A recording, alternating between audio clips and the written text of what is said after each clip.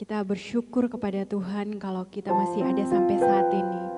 Kita percaya penyertaan Tuhan begitu sempurna di dalam kehidupan kita. Walaupun keadaan di luar sana membuat kita kadang khawatir, tapi kita percaya bahwa kita aman dalam lindungan Tuhan.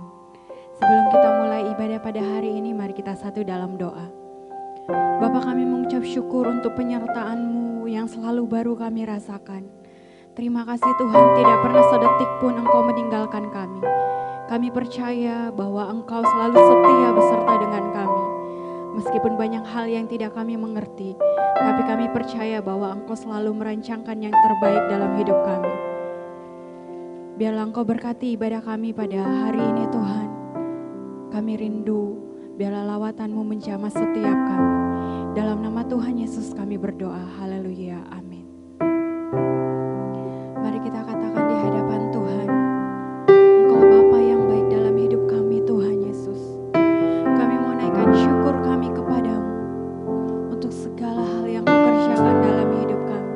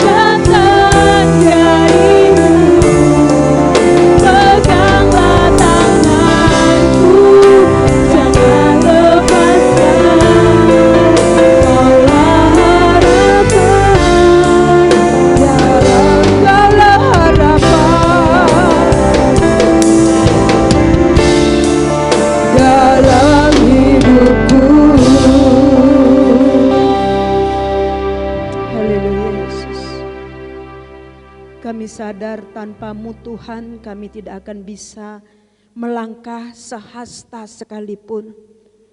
Olehnya kami terus minta tuntunan-Mu. Olehnya kami terus mempercayakan hidup kami ke dalam tangan-Mu. Karena di dalam tangan Tuhan yang tidak mungkin menjadi mungkin. Engkau Allah yang sanggup melakukan segala perkara. Dan saat ini pun kami merindukan kebenaran-Mu yang akan menuntun langkah kami. Sampai kami bisa mengerti rencana dan kehendak Tuhan. Kami minta Allah Roh Kudus yang adalah Guru Agung mengajari kami kebenaran. Membuka mata hati kami. Mencelikkan pikiran kami. Sehingga kebenaran yang adalah Yesus Kristus sendiri kami bisa memahaminya. Allah Roh Kudus, mari berbicaralah Engkau kepada pribadi-pribadi kami. Supaya kebenaran firman Allah yang kami dengar saat ini benar-benar menjadi rema di hati kami. Yang memberi kekuatan baru kepada kami. Sehingga kami semakin mencintai-Mu lebih dari segala-galanya. Urapi hamba-Mu yang Kupakai menjadi saluran berkat saat ini. Dalam segala keterbatasan hamba-Mu menaruh sepenuhnya pengharapan di dalam Engkau. Hikmat yang dari Tuhan turun atas hamba-Mu. Apa yang menjadi isi hati-Mu hanya itu saja yang keluar.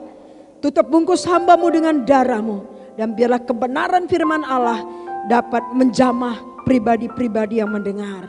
Di dalam nama Yesus kami siap mendengar Engkau berbicara. Haleluya. Amin. Shalom saudaraku yang dikasihi Tuhan. Kita akan mendengarkan firman Tuhan hari ini dari kitab Kisah Para Rasul pasal yang pertama ayat yang keempat. 3 hari yang lalu kita sudah memperingati kenaikan Tuhan Yesus Kristus. Dan mulai kemarin dan sampai 10 hari kita akan menantikan pencurahan Roh Kudus. Sekalipun kita percaya Roh Kudus sudah tercurah 2000 tahun yang lalu. Dalam Kisah 1 ayat 4 saya membaca firman Tuhan berbunyi demikian. Pada suatu hari ketika ia makan bersama-sama dengan mereka, ia melarang mereka meninggalkan Yerusalem dan menyuruh mereka tinggal di situ menantikan janji Bapa yang demikian katanya. Telah kamu dengar daripadaku sebab Yohanes membaptis dengan air, tetapi tidak lama lagi kamu akan dibaptis dengan Roh Kudus. Haleluya.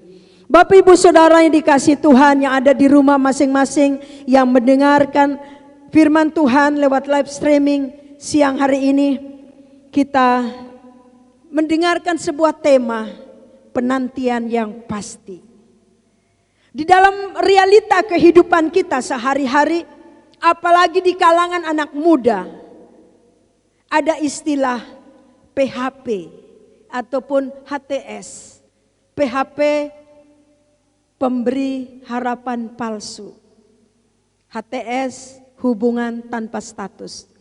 Pernah ini menjadi pemikiran dalam pikiran saya, kenapa dikatakan PHP dan HTS di kalangan anak-anak muda. Tiba-tiba ada seorang anak muda curhat kepada saya. Di saat saya bertanya apa itu PHP dan apa itu HTS. Dia katakan begini, saya pernah mengalami PHP. Satu saat saya PDKT dengan seorang cewek yang memang saya suka dan saya rindu dia jadi pacar saya. Dengan mudahnya saya dekati dia dan dengan mudahnya cewek itu mau diajak makan bersama, mau diajak bonceng antar ke kampus, mau diajak nonton bareng, mau, gampang sekali.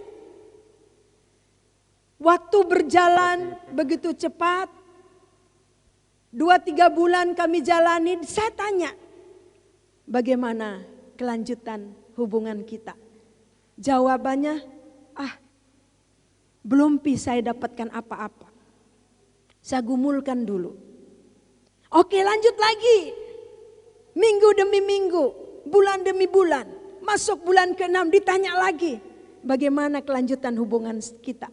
Jawabannya sama. Dan pada waktu jalan mungkin 9 bulan, di saat saya tanyakan, kenapa kita berjalan begitu lama, kita belum jelas status kita apa, pacaran atau hanya teman biasa? Jawabannya, maaf, saya tidak ada rasa sama kamu. Saya sudah dijodohkan oleh orang tua saya. Di saat itulah anak muda ini menangis berkata, aku sudah diporoti, uangku sudah banyak habis. Untuk belikan dia pulsa, untuk bensin ke sana kemari, untuk nonton bareng, makan bareng. Saya dapat merasakan betapa kecewanya anak muda ini. Tetapi bukan di kalangan anak-anak Tuhan. Kalau anak-anak muda sebagai laki-laki dimanfaatkan oleh cewek, dia kurang cerdas. Laki-laki itu kurang cerdas. Anak-anak Tuhan harus cerdas menyikapi semua kondisi yang ada. Kalau cewek punya prinsip memanfaatkan laki-laki, itu dikatakan cewek matre. Tapi di saat ini saya katakan anak-anak Tuhan tidak bersikap seperti itu. Tidak boleh. Sebagai anak muda laki yang begitu gampang dibodoh-bodohi sehingga dimanfaatkan, dan kita harus belajar mencerdaskan roh kita. Sangat kontradiksi dengan ayat yang kita baca. Murid-murid mengalami satu penantian yang pasti, bukan PHP seperti anak muda tadi. Dikatakan dalam ayat 4 yang kita baca tadi, pada suatu hari ketika ia makan bersama-sama dengan mereka, ia melarang mereka meninggalkan Yerusalem dan menyuruh mereka tinggal di situ, menantikan janji Bapa yang demikian katanya, telah kamu dengar daripadaku, sebab Yohanes membaptis dengan air, tetapi tidak lama lagi kamu akan dibaptis dengan Roh Kudus. Saudaraku, murid-murid menantikan dengan kepastian apa yang dikatakan oleh firman Allah, oleh Tuhan Yesus, itu pasti terlaksana. Sehingga di dalam Lukas pasal 24 ayat 52, bagaimana reaksi murid-murid menantikan penantian yang dia persis tahu pasti akan terjadi. Kita melihat Lukas pasal 24 ayat 52. Murid-murid reaksi atau sikapnya menantikan sesuatu yang pasti. Dari kitab Lukas pasal yang ke-24 ayat 52. Kita baca dari Lukas pasal 24 ayat 52, firman Tuhan berbunyi demikian.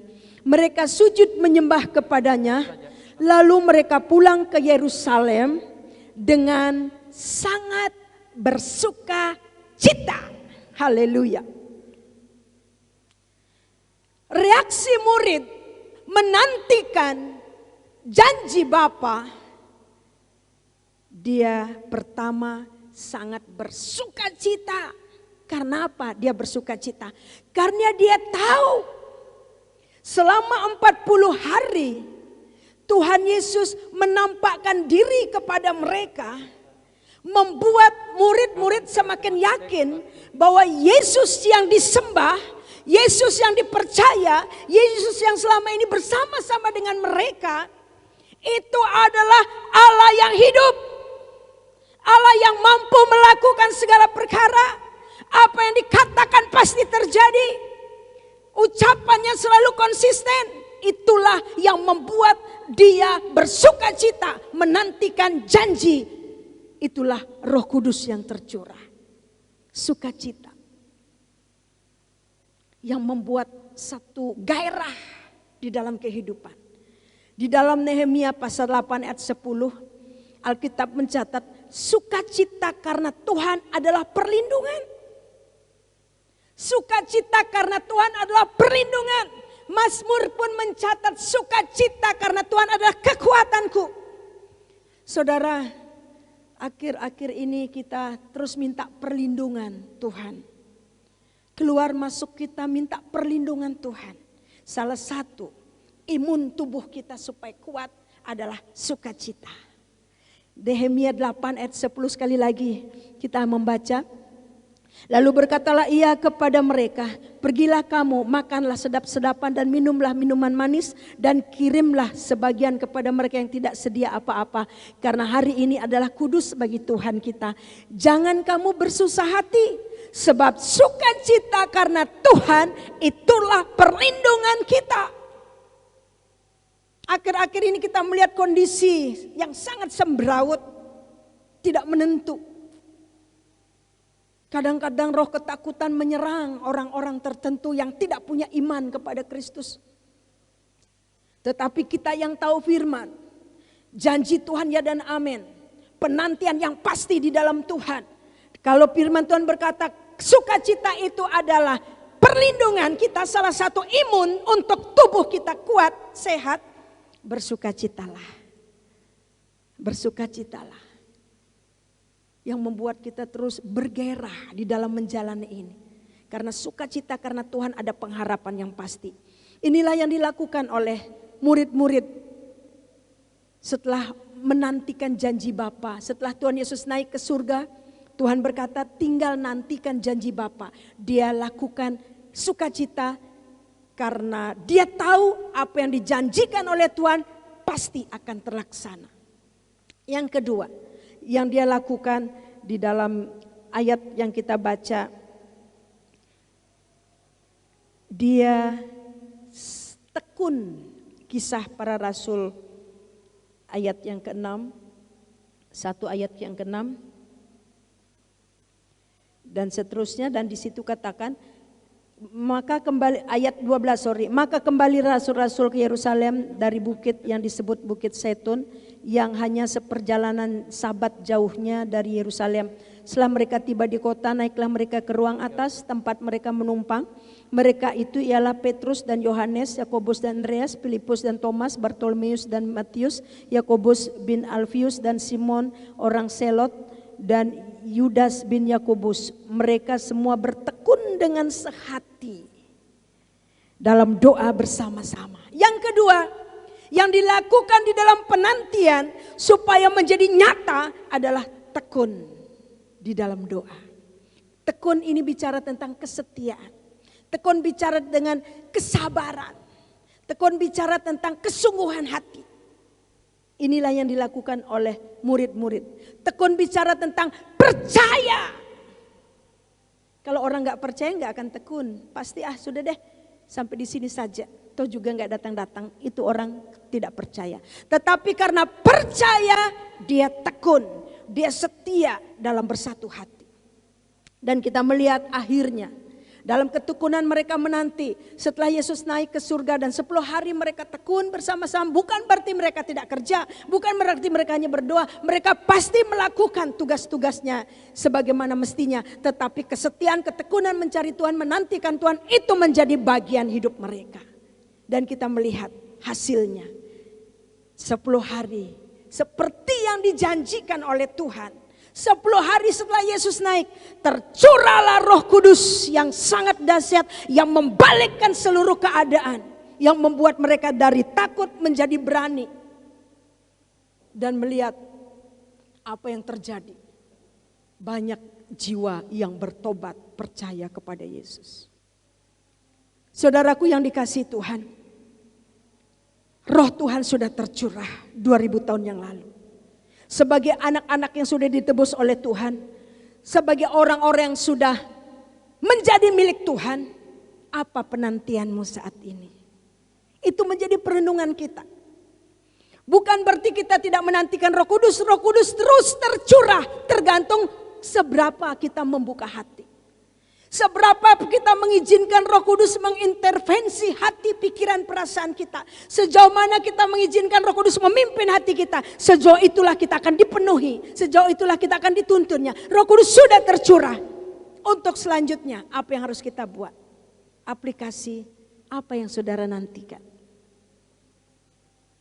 Tetap kita menantikan Roh Kudus mengisi hidup kita setiap saat. Karena tanpa Roh Kudus kita nggak akan bisa mengerti apa-apa. Oleh karena itu langkah yang berikut, mari kita belajar. Roh Kudus penuhi aku, pimpin aku. Itu doa kita tiap hari. Roh Kudus sudah ada, Roh Kudus sudah tercurah. Ada satu lagi yang belum tergenapi. apa yang ditulis oleh Alkitab, apa yang dikatakan oleh Tuhan Yesus di dalam kitab Yohanes pasal yang ke-14. Kita akan membaca ayat ini menjadi aplikasi untuk kita semua dalam perenungan kita. Yohanes pasal yang ke-14 ayat 1 mulai sampai ayat 3. Saya membaca firman Tuhan berbunyi demikian. Jangan gelisah hatimu, percayalah kepada Allah, percayalah juga kepadaku. Di rumah Bapakku banyak tempat tinggal. Jika tidak demikian tentu aku mengatakannya kepadamu. Sebab aku pergi ke situ untuk menyediakan tempat bagimu. Dan apabila aku telah pergi ke situ dan telah menyediakan tempat bagimu, aku akan datang kembali dan membawa kamu ke tempatku, supaya di tempat di mana aku berada, kamu pun berada di sana. Wow. Inilah penantian anak-anak Tuhan di akhir zaman. Inilah penantian setiap yang percaya Yesus akan datang. Sungguh indah janji Tuhan, sungguh indah kebenaran yang kita terima pagi hari ini, berkata, aku akan datang kembali. Apa yang dikatakan firman Tuhan pasti terjadi. Dia lahir ke bumi sudah tergenapi. Dia mati di kayu salib sudah tergenapi. Dia bangkit dari antara orang mati sudah tergenapi. Dia naik ke surga sudah tergenapi. Roh Kudus sudah tercurah sudah tergenapi. Tinggal satu yang belum tergenapi. Dia akan datang kembali. Ini penantian anak-anak Tuhan. Ini penantian saudara dan saya. Dia janji di sini supaya di tempat di mana aku berada, kamu pun berada. Wow, saudara, kalau kita mau mengambil satu perenungan dalam, supaya di mana aku berada, kamu pun berada di sana. Ini memberikan satu instruksi kepada kita bahwa apa yang Tuhan rindukan untuk umatnya, yaitu mengalami kebaikan Tuhan, menikmati segala keindahan kepenuhan Allah bersama-sama dengan Dia di tempat yang sangat indah. Inilah penantian anak-anak Tuhan sekarang. Kiranya semua kita fokus menantikan Dia datang di awan-awan, seperti di dalam Kisah pasal 1 ayat berapa itu berkata gini, dia naik di awan-awan dan dia datang kembali seperti kamu lihat, dia datang di awan-awan. Untuk kita bisa mengalami penantian yang pasti, apa yang harus kita buat? Karena penantian kita sekarang bukan Roh Kudus, karena Roh Kudus sudah tercurah, tinggal kita melibatkan Roh Kudus setiap waktu dalam hidup kita. Penantian kita yang saat ini sedang kita nantikan supaya menjadi pasti, nyata, yaitu kedatangan Tuhan Yesus. Apa yang harus kita buat? Miliki sukacita seperti murid-murid tadi. Jalani hari-hari dengan penuh penyerahan kepada Tuhan, karena yakin dengan sukacita Allah, itulah kekuatan kita, itulah penghiburan kita, itulah perlindungan kita. Tekun di dalam doa. Dan yang terakhir yang ingin saya sampaikan, di dalam kitab Yudas 1 ayat 21, karena Yudas hanya satu pasal, kita akan lihat Yudas pasal 1, apa yang harus kita buat di dalam penantian yang pasti, supaya kita juga ngalami seperti yang Tuhan katakan, di mana aku berada kamu pun berada di sana. Yudas pasal 1 ayat 20, firman Tuhan berbunyi demikian. Akan tetapi kamu saudara-saudaraku yang kekasih, bangunlah dirimu sendiri di atas dasar imanmu yang paling suci, dan berdoalah dalam Roh Kudus.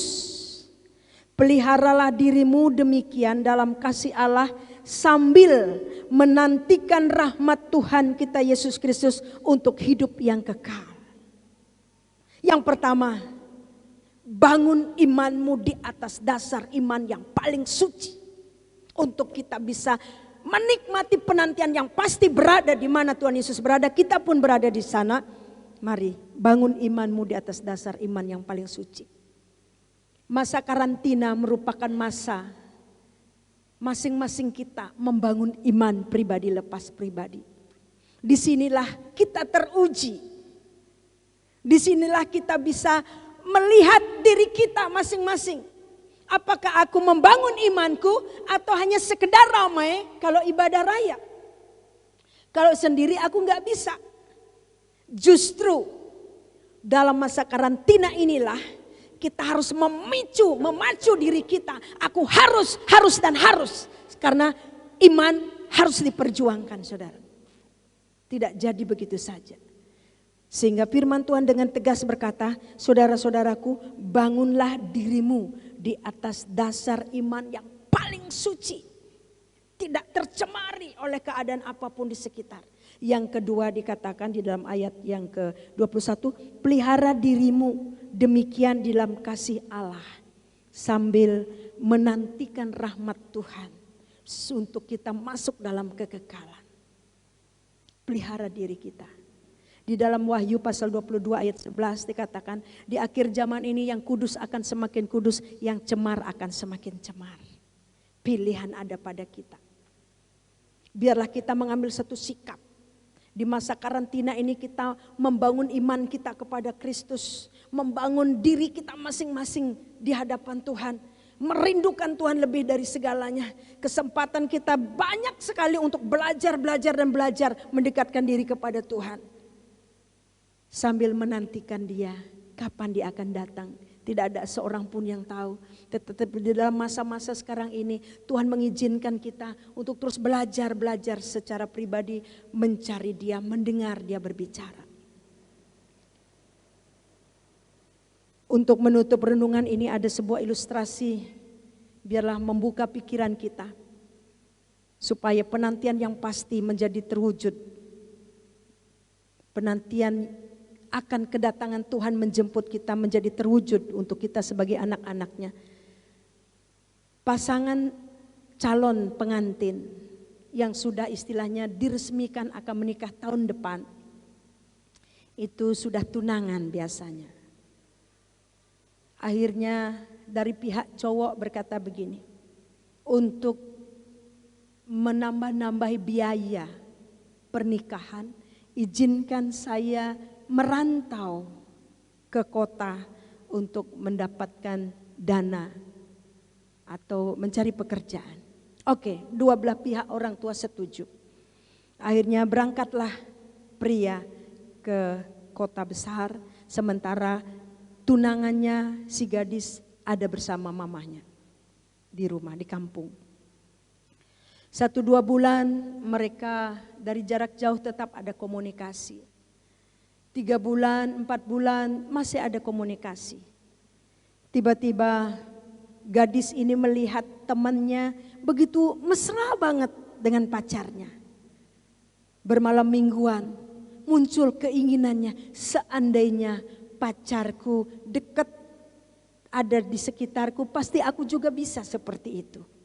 Muncul pikiran-pikiran yang sudah macam-macam. Akhirnya dia curhat kepada temannya yang dilihat bermalam mingguan. Dia bilang, kamu sih enak, pacarmu dekat, kamu bisa berdua-duaan. Kalau saya, pacarku jauh, aku merana, aku kesepian.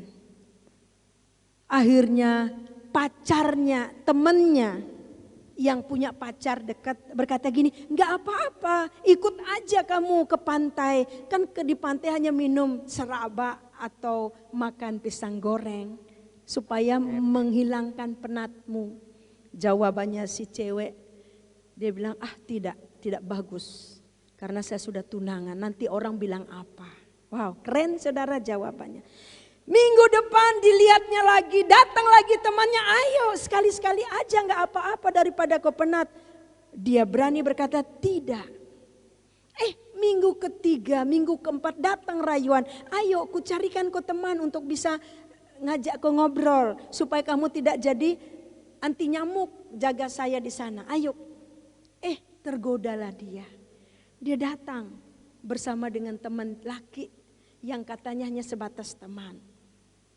Akhirnya mereka bermalam mingguan berempat, saudara. Pas pulang, mama papanya sebagai orang tua yang bertanggung jawab menjaga gadis ini berkata, "Kamu dari mana?" "Aku dari pantai, jalan-jalan dengan temanku." Dia dimarahi. Jawaban, "Tidak apa-apa, Ji. Hanya sebatas duduk minum, Ji. Tidak apa-apa, tidak kubuat apa-apa, Ji." Oke, itu diam. Minggu depan dibuat lagi, minggu depan dibuat lagi, minggu depan dibuat lagi. Dan akhirnya pada waktu dia di video call oleh pacarnya, tunangannya, ternyata dia kedapatan ada di pantai. Lagi menikmati suasana pantai dengan laki-laki lain. Nah, disitulah terjadi komunikasi yang panas. Dan akhirnya si pacar pulang tidak terima dengan kenyataan seperti itu. Yang membuat akhirnya pernikahan yang sudah ditentukan bulannya hilang harapan. Putus di tengah jalan. Karena apa, saudara? Penantiannya tidak menjadi kenyataan. Karena bermain-main, kompromi atau tercemari dengan tawaran-tawaran yang membuat daging senang. Saudara, apa yang bisa kita pelajari? Penantian kita akan kedatangan Yesus sebagai mempelai. Kiranya itu akan membuat kita untuk melihat apa yang harus kita buat. Apa yang harus kita buat? Jangan melihat hal yang nyata yang kelihatan. Lihatlah seperti di dalam Kolose pasal 3 ayat 1 dan 2 berkata, pikirkan apa yang di atas, jangan yang di bumi. Biarlah kita belajar memikirkan hal-hal yang rohani. Kalau kita memikirkan hal-hal yang duniawi, hal-hal daging, kesenangan daging, kita akan gampang sekali terpengaruh. Kita gampang sekali terseret. Kalau kita mau menyukakan daging seperti cewek yang sudah tunangan ini. Karena dia melihat dengan matanya begitu mesranya ini calon tunangan berpacaran, orang pacaran kok enak banget.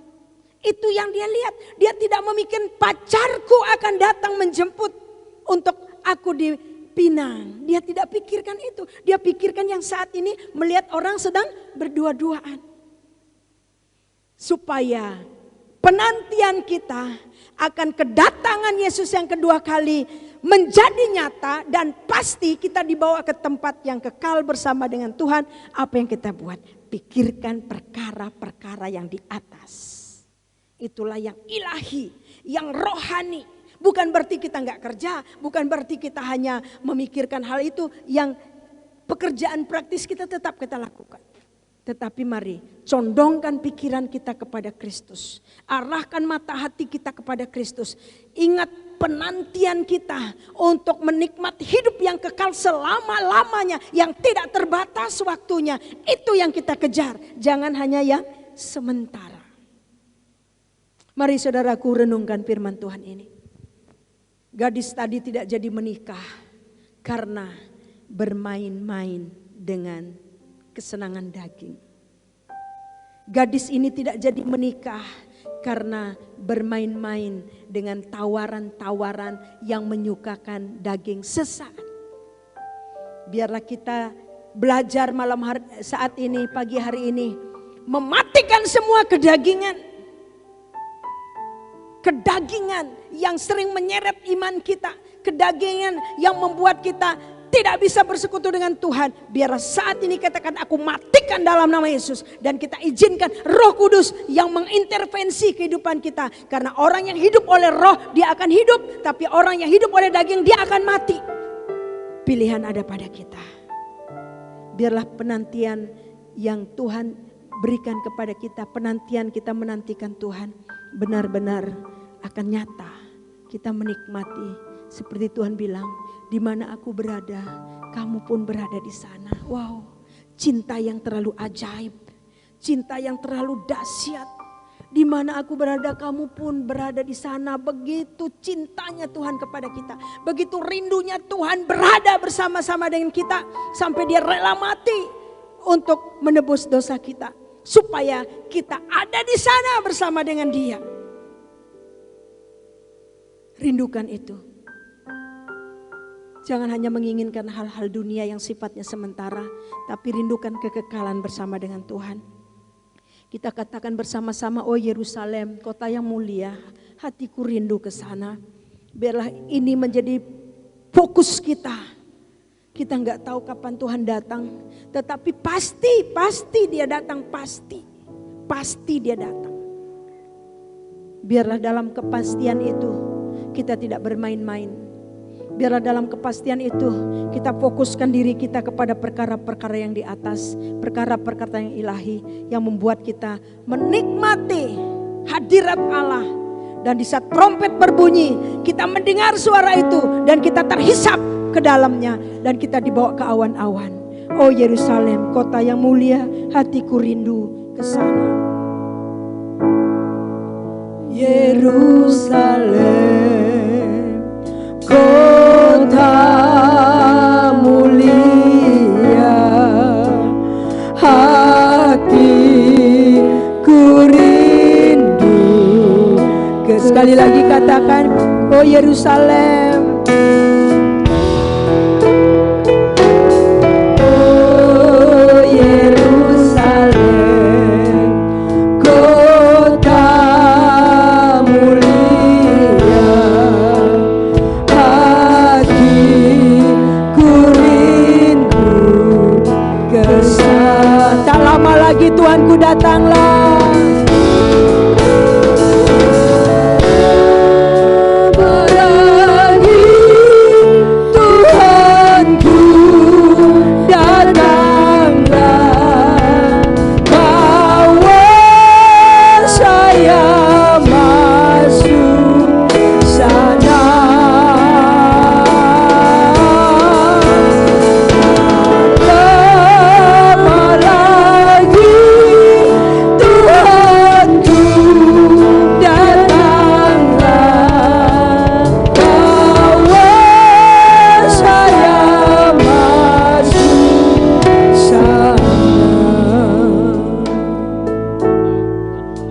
Hamba-Mu telah selesai berbicara Tuhan. Biarlah roh-Mu akan terus menghidupkan firman-Mu dalam setiap hati yang mendengar. Penantian yang pasti Engkau akan datang, akan menggerahkan kami, menanti-nantikan Engkau dengan hati yang bersuka cita. Dan biarlah penantian yang pasti Engkau akan datang membuat kami tidak akan berani bermain-main dengan dosa apapun yang memikat kami oleh dunia ataupun daging. Kalau Engkau masih temukan umat-Mu suka bermain-main dengan dosa, suka memuaskan hawa nafsu, biarlah dengan pertolongan Roh Kudus kami matikan. Dengan api Roh Kudus kami bakar semua yang tidak sesuai dengan kehendak Tuhan. Kami hancurkan dalam nama Yesus Kristus. Dan dengan penantian yang pasti Engkau akan datang, membuat kami terus belajar, fokus memandang Engkau, Allah yang Maha Kudus, Allah yang Maha Luhur, Allah yang berjanji yang pasti menepatinya, Allah yang merindukan kami berada di mana Yesus berada. Oh, betapa besar cinta-Mu kepada kami. Jangan biarkan kami menyia-nyiakan cinta-Mu yang begitu murni Tuhan. Biarlah kami terus belajar untuk terus menyukakan hati-Mu, dengan terus belajar taat mengikuti kehendak-Mu. Sehingga di saat Engkau datang menjemput orang-orang kudus-Mu, kami terhisap di dalamnya, kami ada di dalamnya. Karena Tuhan tidak tega dengan kematian orang fasik. Selagi waktu masih ada, tolonglah kami Tuhan, untuk kami terus serius dengan Engkau, untuk kami terus menaruh hidup kami ke dalam tangan-Mu, untuk kami terus menjadikan Engkau Yesus Tuhan jaminan dalam hidup ini. Dengan pertolongan Roh Kudus kami jalani hari esok, dan kami tidak tahu apa yang terjadi, tapi satu hal yang kami yakini, nama kami sudah tercatat dalam buku kehidupan. Satu hal yang kami yakini, Yesus memang menjadi Allah kami yang hidup, menjadi milik kesayangan kami, dan Engkau juga sudah memeteraikan kami dengan Roh Kudus. Kami bersyukur kebenaran-Mu Tuhan. Peteraikan setiap kata yang dari Engkau dalam setiap hati umat-Mu, sehingga kebenaran-Mu inilah yang akan memberi kekuatan kepada kami untuk menjalani hari esok. Berkati umat-Mu dimanapun mereka berada, dalam kondisi apapun mereka saat ini. Engkau mengasihi mereka, Engkau memiliki mereka dalam kondisi apapun umat-Mu saat ini Tuhan, kami percaya Engkau mengayomi mereka dengan kekuatan kuasa-Mu. Engkau tudungi mereka dengan tembok berapi-Mu, memagari mereka, keluar masuk mereka disertai Tuhan. Yang sakit Tuhan jamah dengan bilur-bilur-Mu, yang susah Tuhan hiburkan dengan pertolongan Roh Kudus, yang takut Tuhan mampukan untuk tetap positif thinking dalam keadaan apapun, karena kami tahu Yesus ada bersama kami. Mari Tuhan berkati umat-Mu, usaha pekerjaan mereka Engkau buat berhasil. Dan biarlah iman mereka semakin kuat di dalam Engkau.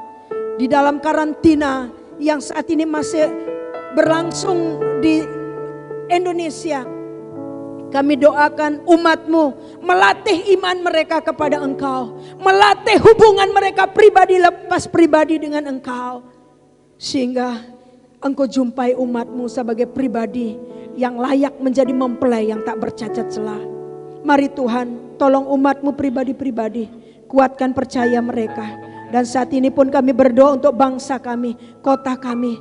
Biarlah sungguh Tuhan lindungi dari semua mara bahaya yang tidak Tuhan kehendaki. Biarlah Tuhan akan menolong memulihkan kondisi bangsa kami. Bapak Presiden dengan semua jajarannya, Kau berikan hikmat, ide-ide yang cemerlang Kau berikan kepada hamba-Mu untuk memutuskan apa yang harus dibuat dalam kondisi saat ini.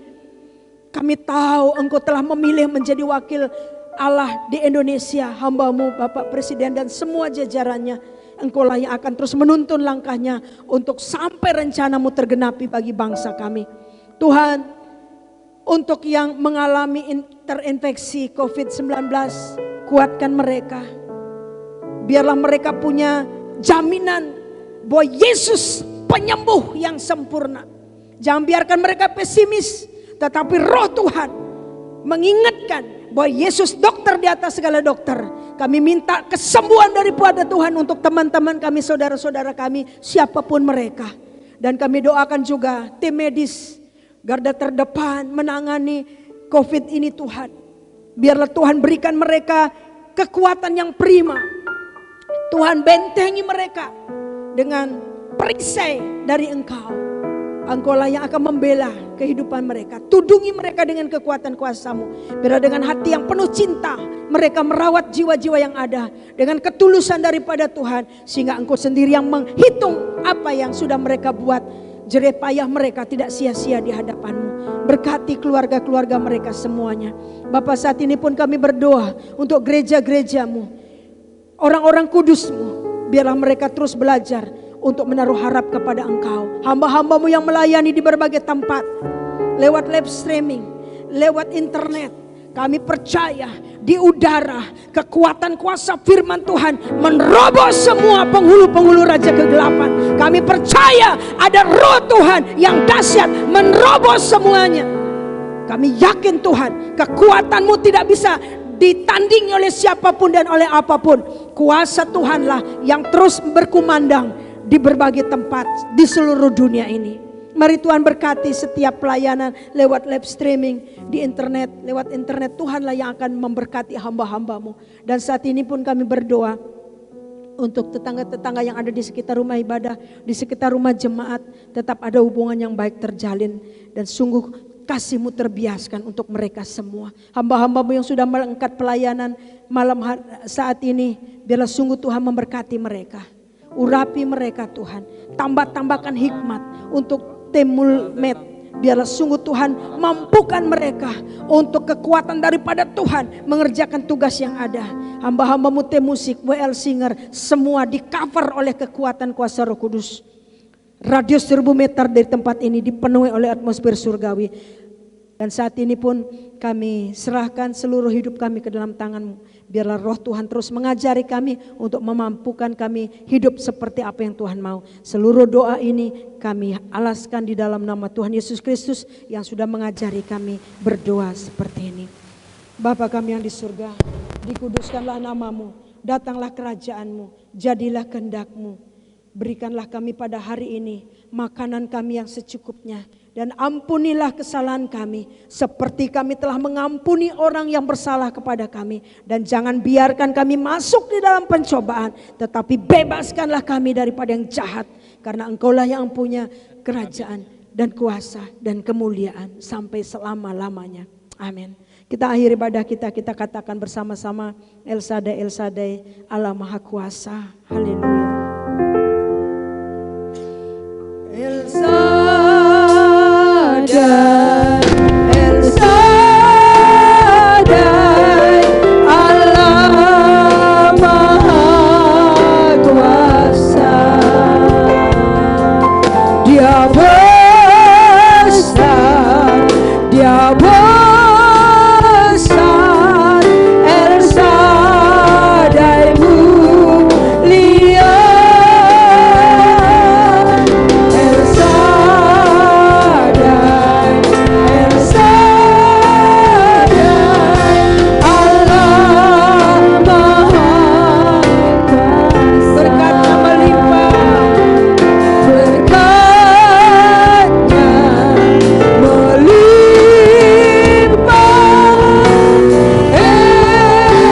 berkat-Nya melimpah,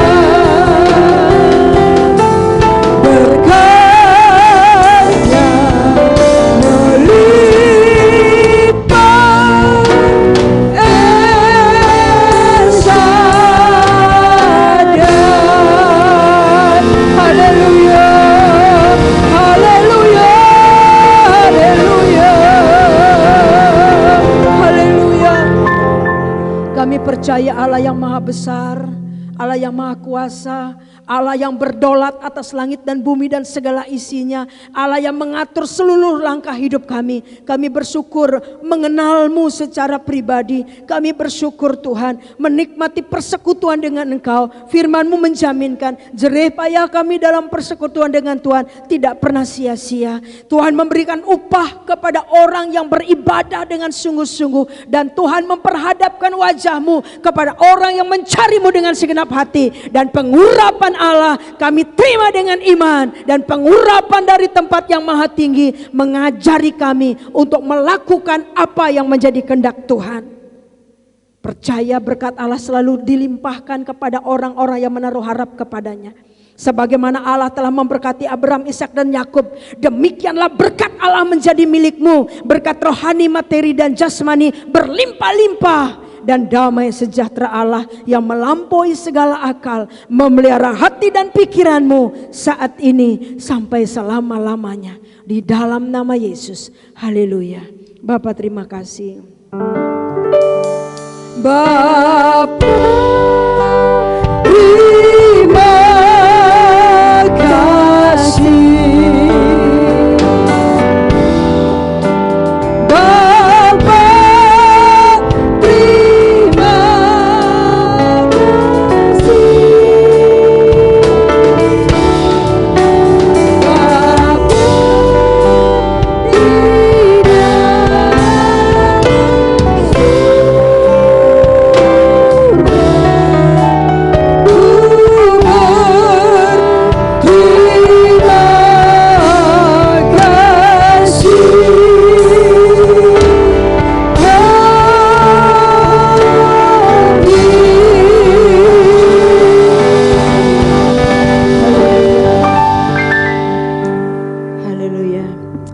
Tuhan memberkati, selamat hari Minggu, selamat beraktivitas. Haleluya.